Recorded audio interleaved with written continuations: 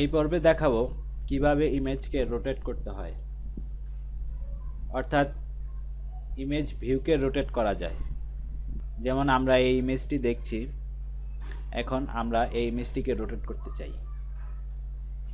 ইমেজটিকে rotate করতে এখানে এই হ্যান্ড টুলে রাইট ক্লিক করুন অথবা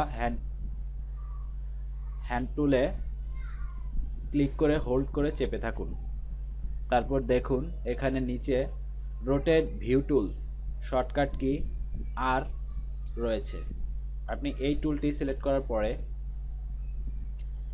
আপনি যদি এভাবে মাউস দিয়ে ড্র্যাগ করেন তাহলেই দেখুন ইমেজটি রোটেট হচ্ছে। এভাবে আপনি যদি আপনার অন্যান্য ট্যাবের ইমেজগুলো একসাথেই রোটেট করতে চান, সেক্ষেত্রে রোটেট অল উইন্ডো সিলেক্ট করে আপনি রোটেট করুন। দেখুন সাথে সাথে অন্যান্য ইমেজগুলো রোটেট হয়েছে। তারপর আপনি যদি নর্মাল ভিউতে চলে যেতে চান, রিসেট ভিউতে ক্লিক করুন। সব ইমেজ একসাথেই আপনার নর্মাল ভিউতে চলে যাবে। বাই ডিফল্ট আমরা সাধারণত রেক্টেঙ্গুলার মার্কি টুলটি ইউজ করে থাকি। এখন অন্য যে কোনো টুল সিলেক্ট করা অবস্থায় আপনি যদি ইমেজটিকে রোটেট করতে চান, যেমন ধরুন এখানে এখন এই রেক্টেঙ্গুলার মার্কি টুলটি সিলেক্ট করা আছে, এই অবস্থায় আপনি এই ইমেজটি রোটেট করতে চান, সেক্ষেত্রে আর শর্টকাট কিটি চেপে রাখুন এবং আপনি ইমেজটি এভাবে রোটেট করুন। তারপর আপনি যখন আর শর্টকাট কি ছেড়ে দিবেন তখন আপনার সেই আগের মার্কি টুলে ফিরে যাচ্ছে। এখন আপনি এভাবে ইমেজটি রোটেট করার পর আপনি যদি সাধারণ ভিউতে ফিরে যেতে চান, সেক্ষেত্রে কিন্তু আপনি এখানে রিসেট ভিউ অপশনটি পাচ্ছেন না।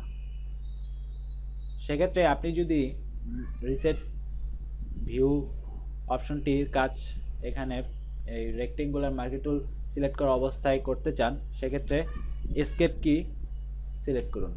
ব্যাস দেখুন আপনি ছবিটি নর্মাল ভিউতে চলে গিয়েছে। এবার দেখাবো কিভাবে ইমেজের স্ক্রিন মোডটি চেঞ্জ করা যায়।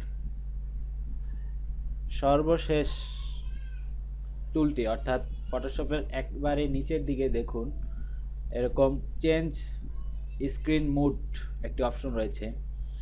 এখানে আপনি রাইট ক্লিক করার পর দেখুন তিনটি অপশন রয়েছে: standard screen mode, full screen mode with menu bar, full screen mode.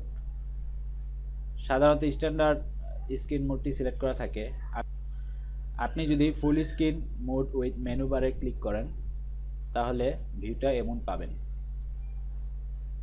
এছাড়াও আরেকটি অপশন রয়েছে ফুল স্ক্রিন মোড। এটা প্রথমবার অপশনটি সিলেক্ট করার ক্ষেত্রে এরকম একটি মেসেজ শো করবে, অর্থাৎ আপনি ফুল স্ক্রিন মোডে যখন যাবেন তখন এই প্যানেলগুলো সব হাইড হয়ে যাবে। আপনি যদি এই মেসেজটি আর কখনো দেখতে না চান তাহলে ডোন্ট শো অ্যাগেইন এই চেকবক্সটি টিক দিয়ে রাখতে পারেন। তারপর আপনি ফুল স্ক্রিনে ক্লিক করুন। দেখুন আপনার ইমেজটি ফুল ভিউতে চলে এসেছে। এখন আপনি এই ইমেজটিকে এভাবেই এডিট করতে পারেন।